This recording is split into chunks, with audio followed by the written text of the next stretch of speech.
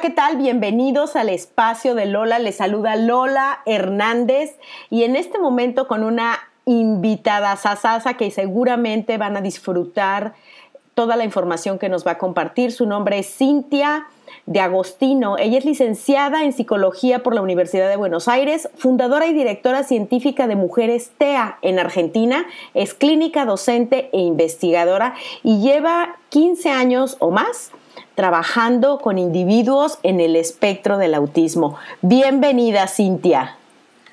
Gracias, Lola, por la invitación. Y yo encantada de que por fin lo hayamos logrado. Cintia, este tema de las mujeres dentro del espectro del autismo es un tema que realmente yo no he todavía tenido la oportunidad o no había tenido la oportunidad de abordar en mis entrevistas. Y a mí me encanta la idea de que tú estés aquí porque yo he estado leyendo mucho al respecto y encuentro que sabemos muy poco. Las mujeres con autismo parecen ser diferentes. ¿Son diferentes o no diferentes a los hombres? Cuéntanos un poquito. Bueno, a ver. En realidad, o sea, que sabemos muy pocos es realmente así. Y esto es más allá de que en los últimos 10 años ha habido como una proliferación muy grande de investigación en el tema, del mismo modo que ha habido como una proliferación también muy grande y de visibilización del tema, por lo menos en países de habla hispana, primero en países anglosajones y de habla inglesa, ¿sí? Pero sí es verdad que sabemos todavía muy poco. No tan poco como hace 10 o 15 años, pero sí todavía tenemos muchas cosas para aprender.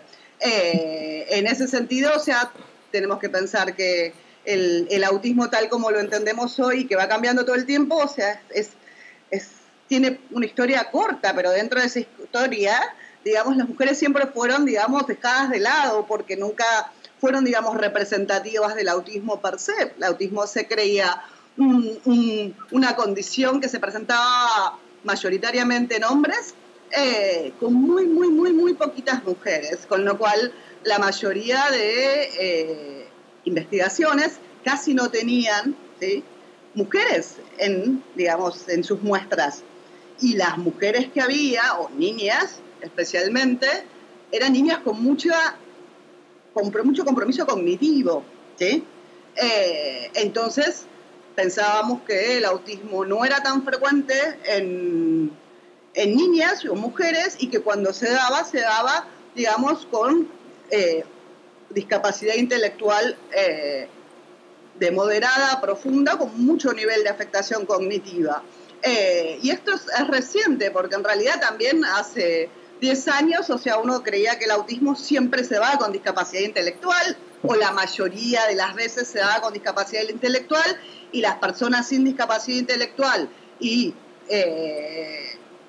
condiciones del espectro autista eran un porcentaje mucho menor, ¿sí? Ahora estamos más divididos, hace últimos 10 años, mujeres o hombres. En realidad la investigación lo que muestra es que hay muchas más personas sin compromiso intelectual que también están dentro del espectro del autismo, ¿sí? O sea que este es un cambio histórico que tiene que ver directamente con el autismo en sí. Hay más personas dentro del espectro del autismo que no tienen discapacidad intelectual de lo que se pensaba hace 10 años, ¿sí? Tanto como un 50% más, un 70% más, depende de qué estudio se tome. Pero también es real que dentro de ese margen de lo que nosotros hace 10 años pensábamos que era el autismo, ese autismo era un autismo sesgado en género, porque tanto en muestra como en intervención, estas niñas no estaban presentes de una manera tan poco asidua que era como casi irrelevante, de forma tal que todo lo que utilizamos, tanto evaluaciones como intervenciones, o sea, están hechas, ¿sí?, para niños, en relación a lo que sabemos de los varones. Claro. Entonces, en algún punto tenemos que admitirnos que, sacando los últimos 10 años y sacando especialmente los últimos 5 años, donde se intensificó mucho más la investigación, hasta entonces, o sea, era un territorio donde nosotros, digamos, pensamos que esto directamente no sucedía. El problema es que cuando uno no espera que suceda, difícilmente va a encontrar, ¿sí?, esta situación en niñas.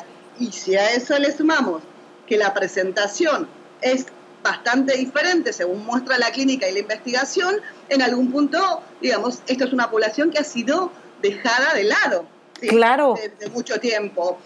Amy Klim se refería desde el 2007 se refería a esta población como las huérfanas de investigación, ¿sí? Wow. A las niñas con autismo, porque no estaban presentes en ninguna muestra. Y esto no es algo que se haya hecho a propósito, es algo que se creía que era así, tampoco se podía refutar, pero después la clínica misma fue mostrando que había muchas niñas y muchas mujeres que cumplían criterios clínicos para estar dentro del espectro del autismo, pero sin embargo no lo suficiente como para poder ser identificada por algún profesional que trabajara incluso en autismo, no por un generalista.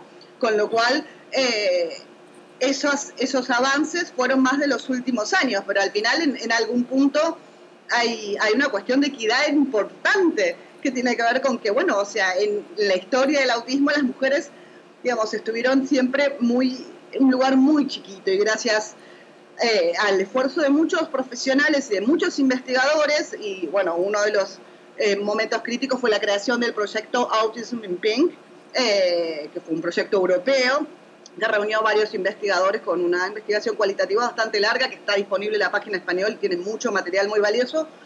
Esto pasó en el 2010, recién estamos en el 2018, ¿sí? Y a partir de ese proyecto empezó a darse más visibilización e incluso más formación en los países anglosajones y eventualmente después en los países latinos. Pero estamos hablando de historia muy reciente. Por eso claro. lo que decías es que sabemos muy poco. Bueno, sí, la verdad es que sí. Sabemos que sabemos muy poco, pero ya sabemos más. Sabemos muy poco. Exacto. Entonces que tenemos que aprender y que tenemos que posicionarnos en algún lugar tratando de entender mejor a estas niñas, a estas mujeres, a estas familias que buscan orientación. O sea, sabemos pocas cosas, pero algunas cosas ya sabemos. Algunas ya. La investigación es cada vez más prolífera, entonces sabemos poco, pero también sabemos que sabemos poco. Claro. Entonces tenemos que seguir trabajando para poder cada vez saber más y poder, digamos, tratar de ayudar y apoyar distintos procesos en distintas mujeres o niñas de forma más adecuada. Okay. Pero hay que pensar que en algún punto todo lo que sabemos hasta ahora lo sabemos que es para los varones. Y a ver entonces, Cintia, porque hay una estadística que es la que todo mundo conocemos de que hay una niña por cada 4 varones. Así que esa estadística no está correcta, no funciona, no es así. Sí, el ratio histórico reportado en distintos estudios es 1,4 para autismo, incluso 1,18 para síndrome de Asperger, ¿sí? O sea, pero este ratio de prevalencia, o sea, es un ratio bastante antiguo que justamente tiene este sesgo en relación a la cantidad de mujeres que estaban incluidas y en tratamientos y en investigación para ese entonces. Hoy el ratio que la mayoría de investigadores proponen, según investigaciones recientes, es 1,3, pero consistente a lo largo de todo el espectro. Esto quiere decir que no solamente para las niñas con síndrome de Asperger, ¿sí? O con autismo sin discapacidad intelectual o autismo de alto funcionamiento, sino que dentro de todo el espectro, el ratio de hoy, el que se habla en la comunidad científica internacional, es 1,3 y bajando, que quiere decir que podría ser, digamos, o sea, mucho más bajo que 1,3. De todas maneras, de 1,4 a 1,3 hay un cambio importante. Ah, claro. Pero aún así, todavía no tenemos toda la cantidad de niñas y mujeres en muestra suficiente como para decir es 1,3 y ya está, y nos quedamos ahí, o en realidad estamos en el proceso de llegar a, digamos, a una distribución más homogénea del autismo a nivel sexo. O sea, por ahí en 5 años, o sea, llegamos a un ratio que es 1,2. Claro. O sea, podemos especular. Puede ser que haya más niñas, puede ser que haya más niños, pero en realidad la investigación va avanzando. Hoy se plantea 1,3 y cuestionado. O sea, que en realidad, yo siempre lo pongo a pensar ese ratio, pienso, bueno, hace 10, 15 años era 1,4, ahora es 1,3. Pero en realidad 1,3 de las que ya están identificadas. Eso quiere decir que ese estudio de prevalencia se están estipulando de las que ya se conocen, pero hay cualquier cantidad de niñas y mujeres sin diagnóstico, especialmente en países en desarrollo en países latinoamericanos. Entonces, ¿qué va a pasar como narrativo cuando todas las personas que sospechen que podrían estar en el espectro, o padres o familias y demás, que hagan la evaluación, qué va a pasar cuando ella ya realmente no sea un problema la identificación? ¿Será 1-3? ¿Será 1-2? ¿Será 1-1? Yo no lo sé. Me intriga saberlo, pero lo que más me gustaría ver es que esas niñas y mujeres sean tenidas en cuenta porque ya han logrado encontrar a alguien que las pueda identificar de forma temprana, igual que a sus pares varones, que eso es lo que todavía no pasa. Ahora, el diagnóstico tardío es muy frecuente. Por supuesto. Ahora, Cintia, ¿qué es entonces lo que está ocurriendo? Porque nosotros tenemos parámetros para tratar de observar cuando un varón tiene autismo, cuando un niño tiene autismo. ¿Es eso lo mismo que tenemos que buscar en una niña? ¿Qué se busca? Bueno, esa es una excelente pregunta, porque en realidad hay una cuestión que tiene que ver con, digamos, los criterios diagnósticos, quiere decir, para nosotros los profesionales son, digamos, las características que nosotros buscamos conductuales, ¿sí? Porque se definen, los criterios diagnósticos son conductuales, o sea, por ahora el autismo está definido de forma conductual, no es algo que nosotros podamos, digamos, debatir a la hora de hacer un diagnóstico. En términos técnicos, el diagnóstico se hace a través de la conducta del autismo, ¿sí? Es decir, esta persona hace esto, no hace esto, cómo lo hace, qué cualidad tiene esa conducta de cuando hace una serie de conductas que se esperan para la edad de desarrollo, o sea, como un chico juega de forma simbólica, cómo se relaciona, cómo mira, no es solamente si lo hace o no, sino cómo, con qué cualidad lo hace. Y en ese sentido, los criterios diagnósticos, o sea, nos marcan problemas de comunicación social, ¿sí? Intereses y conductas repetitivas, ¿sí? Esos son los criterios actuales. Pero el tema es que en algunos casos el problema no son, digamos, cambiar los criterios diagnósticos para que sean diferentes para las niñas, sino cómo el clínico y cómo en general hacia el entorno del autismo lee esos criterios. ¿Qué quiere decir? Que yo estoy acostumbrada a ver niños y estoy buscando, digamos, conductas, intereses restringidos, y veo un chico que está todo el tiempo hablando de dinosaurios o ventiladores y demás. Eso me da una bandera roja porque, bueno, es algo bastante común. Pero una niña probablemente no va a tener esos intereses, ¿sí?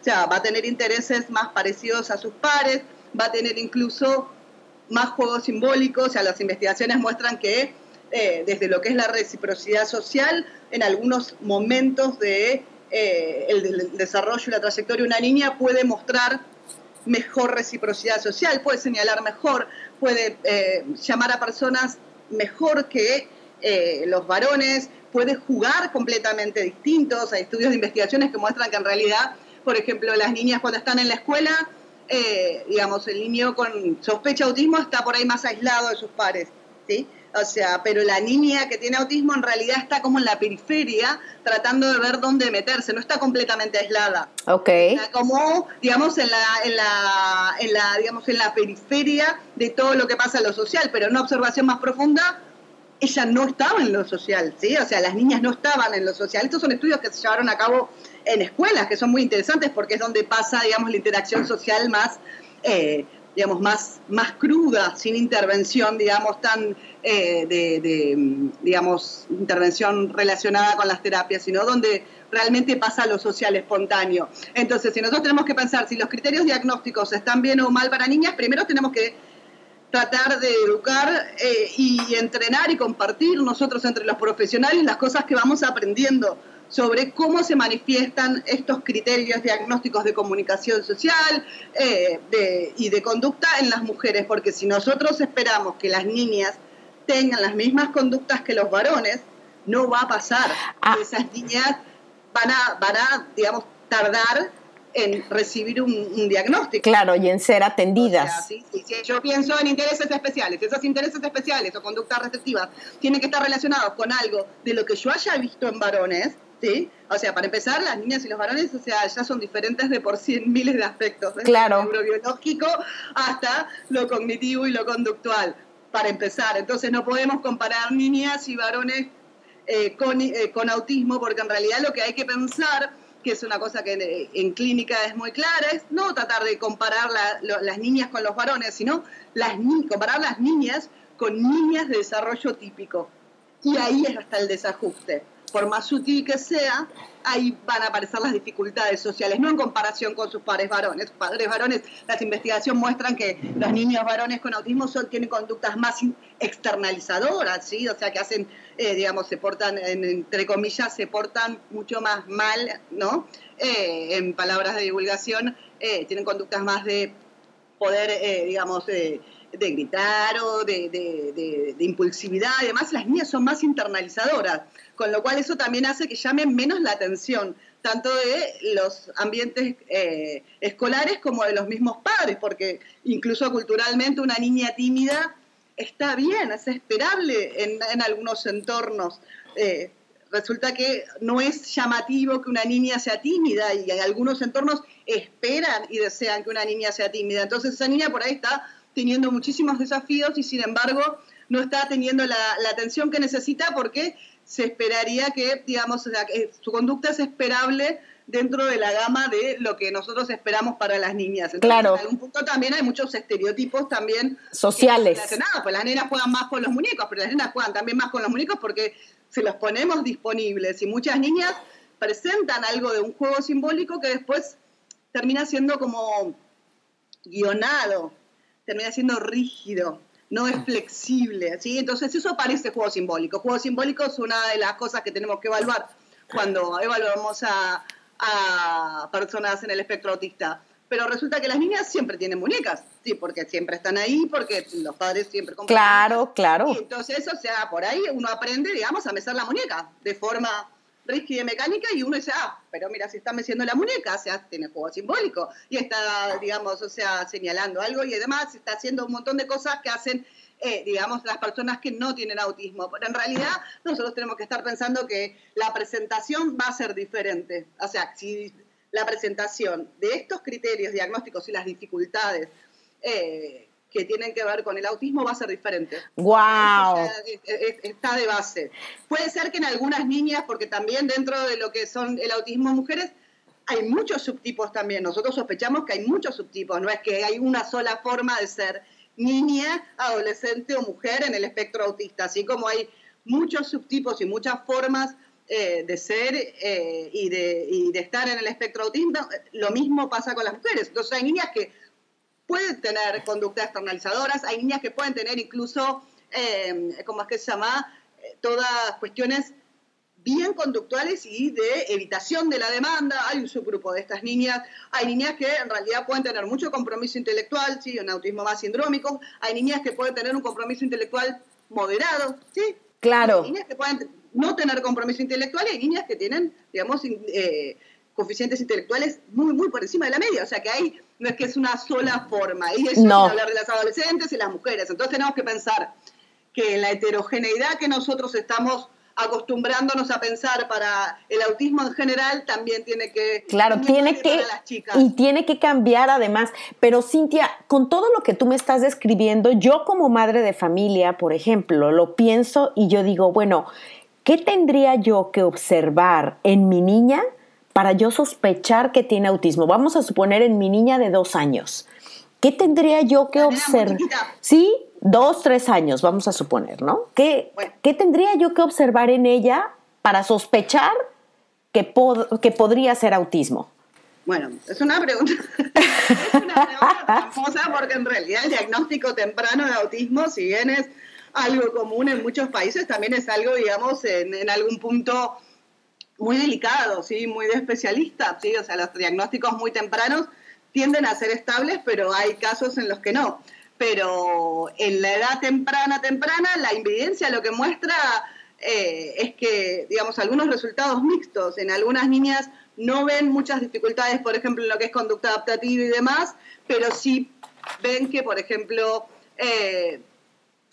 hay niñas que pasan de los screen diagnósticos, ¿sí? O sea, quiere decir, como herramientas de cribaje típicas, no puntúan en ninguna, ¿sí? O sea, pero eso también...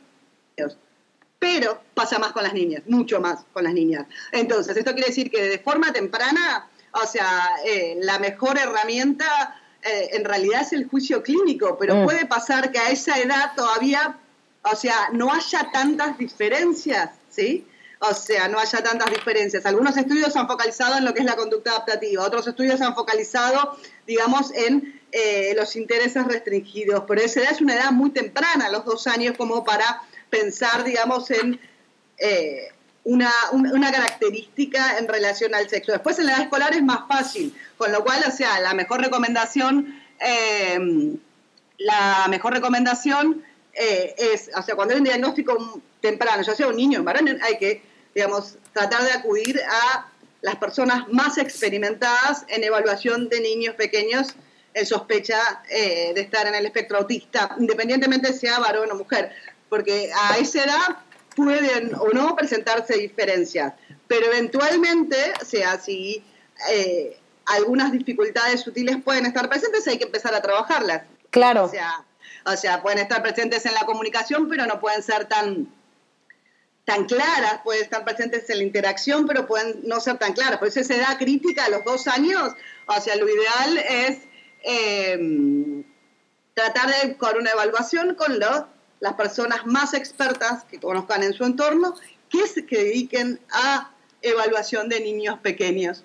O sea, porque a esa edad va a ser difícil encontrar alguna diferencia. Puede ser que sí, puede ser que no. La investigación está como mixta en resultados, pero sí, cuando son un poquito más grandes, empieza ya a haber diferencias. Los 2 años es una edad muy, muy temprana. Ok, incluso pero... el diagnóstico de un varón, pero por ejemplo en una edad digamos más avanzada, primera infancia y demás, es más fácil. Ok.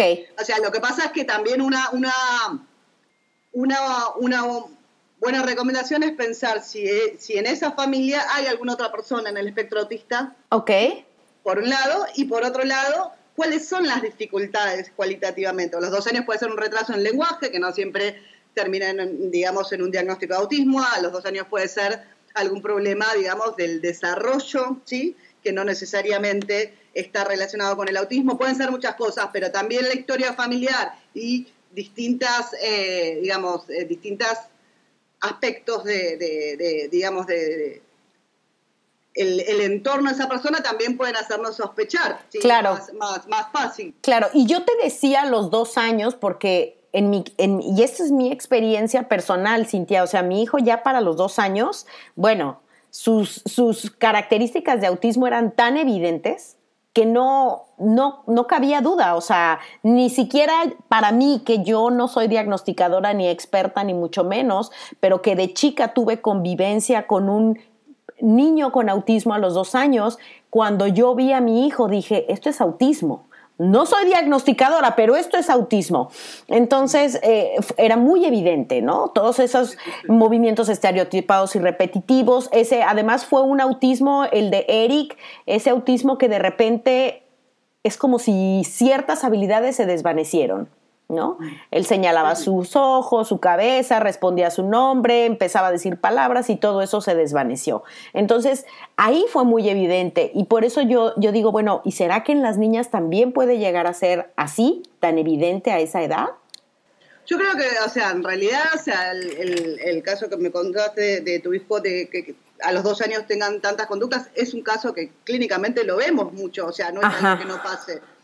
Pero no le pasa a todos los niños, independientemente después de cómo sigue esa trayectoria. Claro. O sea, independientemente, porque hay chicos que tienen una muy, muy buena evolución, pero cuando eran niños, a los 2 años tenían este nivel de sintomatología. ¿Me entendés? Entonces, eso es una presentación que puede pasar, pero no es la de todo el mundo. Okay. Pasa lo mismo con las niñas, o sea, puede ser que la presentación sea más evidente o no. La verdad es que es una pregunta interesante. ¿Qué es lo que pasa con las niñas muy pequeñas en TEA? Porque también hay poca investigación. Pero sí, una presentación podría ser esa, pero también puede ser como en sus pares varones que sea mucho más sutil y que haya que empezar a trabajar directamente por objetivos. Si el problema es, digamos, o sea, que está con dificultades para señalar o pedir, bueno, hay que trabajar eso. Si el problema es que no tolera el contacto físico, o sea, más que en pensar en en el diagnóstico en sí, sino, bueno, conseguir intervención temprana y empezar a trabajar desde todos los lugares donde se necesita. Eso no es sexo dependiente. Ok. ¿Sí? O sea, eso es para todos. Muy bien. Ahora, Cintia, por ejemplo, en el caso de autismo en niñas, ¿qué edad ya entonces, me dices en la edad escolar, estamos hablando 5 años, 6 años, ¿qué edad estamos hablando de que sea más evidente, de que ya de verdad uno diga alerta roja? A ver, las características donde pareciera como que en la infancia temprana algunas niñas pueden, digamos, pasar desapercibidas. El tema es una vez que empiezan la escolaridad o el preescolar o incluso la primaria, las demandas sociales eventualmente se van haciendo cada vez más grandes. Uh-huh. Entonces, ahí pueden aparecer, digamos, como muchas características, ¿sí?, que están relacionadas con, digamos, compensación de las dificultades sociales, ¿sí? Esto no va a ser así para todas, o sea, hay niñas que a los 4 años ya van a tener mucha sintomatología, pero por ahí uno sí siempre tiene que buscar, decir, bueno, ¿qué cosas le interesan a esa persona? ¿Qué cosas le interesan al punto que le genera una interferencia? Entonces, eso siempre tiene que ser, digamos, una guía, incluso en niñas menores a 5 o 6 años, pero en niñas de 5 o 6 años en adelante, uno lo que puede encontrar es que por ahí sean muy pasivas, o porque por ahí sean muy mandonas, o porque por ahí quieran controlar mucho el juego, que por ahí terminen, digamos, tratando de estar sin estar, ¿sí? O sea, como tratando como de unirse a algo que no termina de hacerse demasiado en lo que es lo social, ¿sí? O sea, pueden aparecer más intereses restringidos, pero ahora los intereses restringidos están más relacionados con cosas esperables, entre comillas, desde lo cultural y aceptado para las niñas, como por ahí los personajes de televisión, las series. Nosotros estamos terminando de hacer una investigación que muestra que los intereses especiales de las niñas son tan pero tan heterogéneos como lo de las niñas típicas, y que pueden incluir desde personajes de televisión, música, juegos, o sea, juegos repetitivos, o incluir incluso comidas y cosas que uno no piensa que serían intereses especiales en el sentido de los criterios diagnósticos del autismo, sino, no, es que le encanta esa serie. Está bien, pero si esa serie no la puede dejar de ver, se repite los guiones, ¿sí? ¿Cómo es la cualidad de cómo es la relación de esa niña o de esa persona con el interés en sí? ¿Cómo lo vive? ¿Qué cualidad tiene más que el interés en sí? Porque nosotros estamos acostumbrados a, bueno, si son ventiladores, dinosaurios, trenes, semáforos, trenes, autos, entonces eso es autismo y le ponemos la firma y el sello. Pero en realidad no estamos pensados si es personajes de televisión, si es ropa, si son carteras o zapatos o, digamos, princesas o música o computadoras. No pensamos en eso es autismo, es algo simplemente que le gusta, como a todas las chicas de la edad. No son tan llamativos los intereses especiales, pero no, lo más importante es la cualidad, o sea, qué es lo que esa persona hace con eso y qué, digamos, qué significa para esa persona ese interés especial, si es algo que lo relaja, es algo que lo calma, es algo que puede ayudarlo a pasar o ayudarla a pasar un momento, es algo que se interfiere en las cosas que tiene que aprender o en los espacios de trabajo.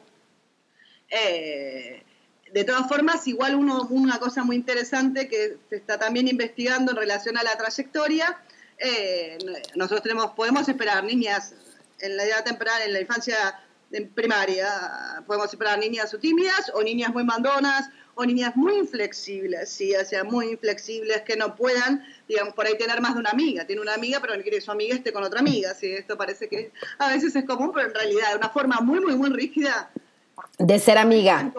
Claro, pero a la larga que la tienen, ¿no? Así leí un artículo que está en Mujeres TEA de autismo en femenino, estereotipos, no, por favor, y yo lo leía y yo decía, wow, de manera que en temas de mujeres les puede gustar el tema de las princesas, el tema de las divas, el tema de las modas, ¿no?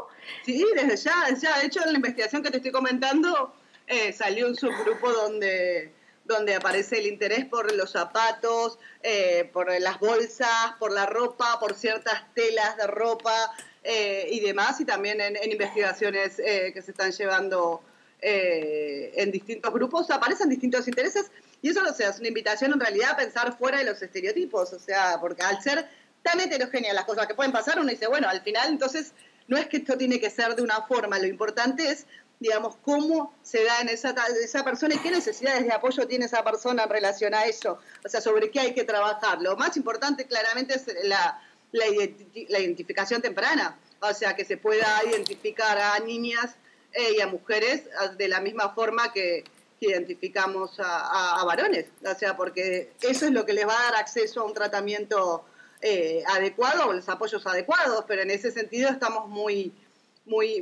demorados. Definitivamente, así que por ahí quizá hay muchas niñas que son catalogadas como malas estudiantes, tímidas, que probablemente estén dentro del espectro. Sí, probablemente la mayor cantidad de niñas que debe haber sin diagnóstico, subdiagnosticadas, o sea, son niñas que sin compromiso cognitivo, por ahí que incluso les va muy bien en la escuela, lo cual no llaman la atención, ¿sí? Claro. Problemas vinculares, pero no son interpretados esos problemas vinculares como problemas de comunicación social, sino como problemas, bueno, no se lleva bien con las chicas, bueno, las chicas no la quieren, bueno, no, sí, como que siempre el foco está, digamos, en algo más liviano, que por ahí el núcleo es un problema de comunicación social, es no saber ni entender lo que quieren o saben o piensan las demás personas, no entenderte a vos misma, no entender qué es lo que tenés que hacer, ¿no? O sea, si uno se piensa el tipo de relaciones que los niños y las niñas tienen ya desde una infancia temprana es como muy diferente, las niñas son más verbales, están haciendo muchas veces cosas más verbales, eso demanda mucha más atención, ¿sí? O sea, y eso en la adolescencia incluso, y hay mucha investigación últimamente de esto, pareciera que muchas niñas manifiestan síntomas sutiles en la primera infancia, pero después esos síntomas en la adolescencia resurgen más fuertes, ocasionando crisis y ocasionando motivo de consulta. ¿Por qué? Porque pareciera que la adolescencia es un momento donde las demandas sociales son tan, pero tan altas, que agotan los recursos, ¿sí? De camuflaje, de compensación, de sobreadaptación, ¿sí? Y de repente esa persona se queda, digamos, o sea, sin recursos. Entonces de repente es como algo que nunca había generado un problema, resulta que ahora es como de la nada, o sea, pero en realidad no fue de la nada la trayectoria, sino que se fue, digamos, armando de a poco y armando una serie de recursos para poder, digamos, pasar, digamos, por los distintos desafíos. Y eso ni hablar de las mujeres adultas, claro, que llegan a los 40 años sin, digamos, con 10.500 diagnósticos, donde en realidad, digamos, y con incluso medicaciones para distintos diagnósticos, donde en realidad, o sea, nunca nadie pensó en sus dificultades o sus desafíos como dificultades de núcleo de comunicación social como el espectro autista. Definitivo. Definitivo. Mira, Cintia, y definitivamente a mí me interesa mucho también, y creo que a todos nos interesa, este tema de el autismo en adolescentes, el autismo en mujeres adultas. Entonces, yo más bien lo que te voy a invitar es a que hagamos una entrevista específica en temas de adolescencia y otra específica en temas de mujeres, porque, digo, ahorita el tiempo de duración de esta entrevista está ya estamos en el límite, pero es un tema del que es necesario dar voz, ¿no? Sobre todo el tema de la adolescencia. Entonces, si tú me lo permites a mí, yo te invito nuevamente para que grabemos una segunda entrevista enfocándonos en el tema de la adolescencia, porque esto que me dices solamente con las demandas sociales es que empiezan a salir a brote y a flor de piel todas las necesidades, es crítico que lo sepamos, me parece. Sí, eso igual, o sea, el proceso de la adolescencia, viste, es algo que, digamos, nos pasa a todos los humanos y que tampoco los varones están exentos de distintos cambios. La adolescencia es uno de los momentos, digamos, de transición más complejos desde el punto de vista humano. Si a eso le sumamos una forma de procesar la información social diferente en un momento social clave, naturalmente va a ser como un, digamos, de donde pasa de todo, desde el cuerpo hasta la cognición. Es un momento, digamos, muy difícil, también muy difícil para maravilloso, porque es maravilloso también, claro, pero muy difícil para las familias también de poder acompañar y de poder apoyar, y ni hablar de todo el tema de, digamos, o sea, la sexualidad y todas las cosas que todavía tenemos que aprender en relación a cómo apoyar a personas que, digamos, procesan la información de una forma diferente y que aún así pueden tener más o menos desafíos, pero que definitivamente esperan de nosotros que podamos acompañarlos a transitar ese momento tan fascinantemente cambiante como es la adolescencia, que uno ahora lo ve en retrospectiva, pero dice, bueno, pasó. Cuando pasa, es largo y pasan muchas cosas y es realmente fascinante. A mí me encanta trabajar con adolescentes. Claro, no, pues entonces yo te invito a que grabemos una segunda entrevista en tema de adolescencia. A mí me apasiona la adolescencia, además de que, bueno, ahorita tengo 2, así que para mí es un tema de moda, es un tema que vivo en casa. Cintia, pero yo te quiero dar las gracias por esta información tan valiosa. He aprendido muchísimo de todo lo que me has dicho y estoy segura de que todos los que te escuchen aprenderán tanto como aprendí yo o más. Así que muchísimas gracias por esta entrevista. Y bueno, estás cordialmente invitada para la que sigue y la que sigue y la que sigue. Bueno, encantada y muchas gracias por la invitación y ojalá, bueno, la información pueda llegar a muchas familias y profesionales para que podamos seguir todos aprendiendo un poco más y ayudando en la identificación y en el apoyo de tantas niñas, mujeres que están esperando que estemos ahí con ellas para acompañarlas y también para apoyarlas en todo. Definitivamente. Y quiero decirles a las personas que nos están escuchando que debajo de este video están colocadas las redes sociales de Mujeres TEA. Les invito, por favor, a que sigan la página de Facebook. Es maravillosa. Tienen unos artículos, un material muy, muy, muy especializado en temas de mujeres. Es de mucha calidad. Yo revisé la página y realmente muy completa, con muchísima información espectacular. Así que gracias a todos los que nos están escuchando. Esta es Lola Hernández en el espacio de Lola y nos conectamos en el siguiente espacio. Que tengan un hermoso día. Hasta luego.